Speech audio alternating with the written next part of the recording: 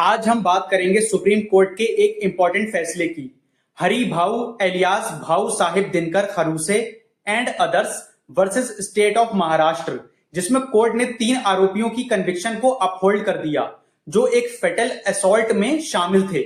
Supreme court ने स्पष्ट कहा, अगर किसी व्यक्ति ने अनलॉफुल असेंबली के सदस्य के रूप में कॉमन ऑब्जेक्ट शेयर किया है तो चाहे उसने खुद कोई स्पेसिफिक एक्ट ना किया हो, फिर भी वो सेक्शन 149 आईपीसी के तहत वाइकेरियसली लायबल होगा। एक बेंच जिसमें जस्टिस पीके मिश्रा और जस्टिस विपुल एम पंचोली शामिल थे, बॉम्बे हाईकोर्ट के फैसले में हस्तक्षेप करने से इनकार कर दिया। हाई कोर्ट ने पहले दिए गए एक्विटल को सेट असाइड करके तीनों एक्यूज्ड को दोषी ठहराया था। इस केस में 6 लोगों ने मिलकर एक प्रीमेडिटेटेड और वायोलेंट अटैक किया था, जिसमें एक व्यक्ति की मौत हो गई और 2 अन्य लोगों को गंभीर चोट लगी।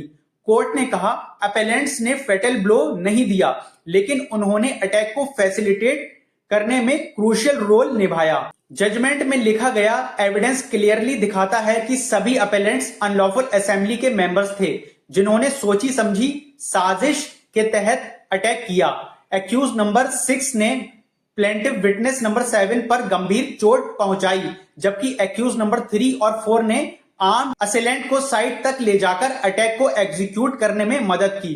कोर्ट ने यह भी कहा कि ये तीनों सिर्फ पैसिव स्पेक्टेटर्स नहीं थे, बल्कि एक्टिव पार्टिसिपेंट्स और फैसिलिटेटर्स थे, जिन्होंने एक डेलिबरेट और वायलेंट असॉल्ट को अंजाम दिया।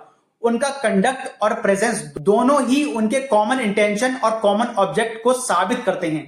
सुप्रीम कोर्ट ने Masalti versus state of UP AIR 1965 supreme court का हवाला देते हुए कहा, हर मेंबर के लिए ओवर्ट एक्ट प्रूव करना जरूरी नहीं होता।